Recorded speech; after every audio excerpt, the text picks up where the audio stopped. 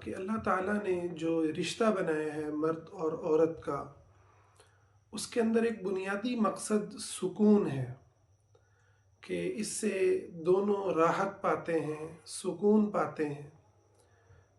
میاں بیوی کا جو تعلق ہے اس کا ایک بہت بڑا جو تعارف ہے وہ انسانی نسل کا کی کا آگے جاری رہنا، بہت ساری چیزیں آتی ہیں، مگر اس کا ایک تعارف یہ ہے لیسکن الیہا، تاکہ وہ اس سے سکون حاصل کرے۔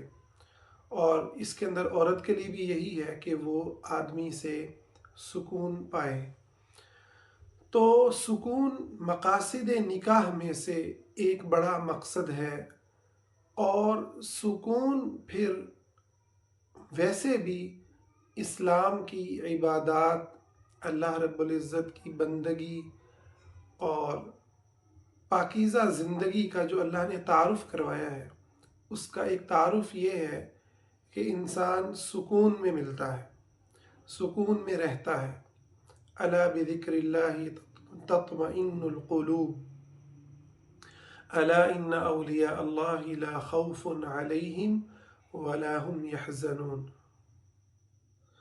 اس سمیت بہت سی آیات ہیں جو ہمیں بتاتی ہیں کہ راحت اور سکون جو ہے یہ ایک ایسا وصف ہے جسے اسلام کی اسلامی زندگی جو کہ پر عمل کرنے سے یہ پیدا ہوتا ہے۔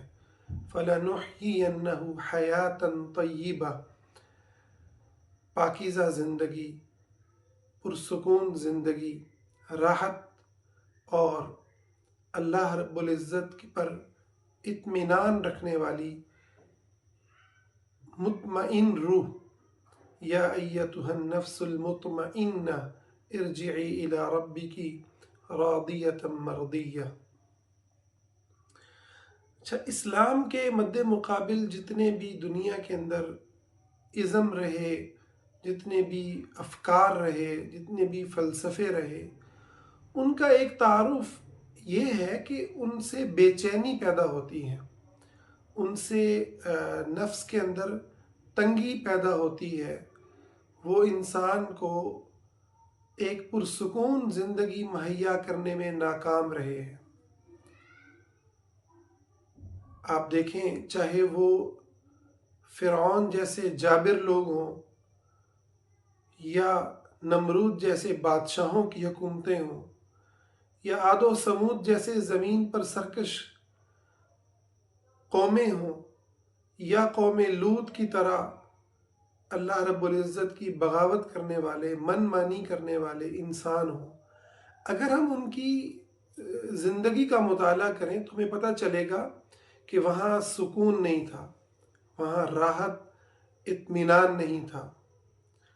اور اگر ہم نکاح کے اسلام کے تصور کے علاوہ دیگر تصورات کو دیکھیں جو جاہلیت میں پائے گئے، تو آپ دیکھیں کہ وہاں پر راحت اور سکون نہیں ہے۔